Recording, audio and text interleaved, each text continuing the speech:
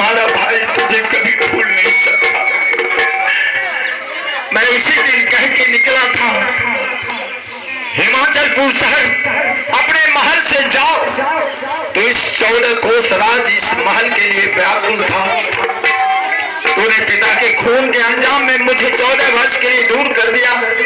मैं एक घना-घोर जंगल में जाकर एक कोठी बनाकर रहता हूँ और उसी में ध्यान साधना। जब हमारे पिता ही दुनिया से चल बसे, मेरा क्या है? अब तो मैं उस परमपिता परमेश्वर के लिए ही ध्यान साधना करता हूँ।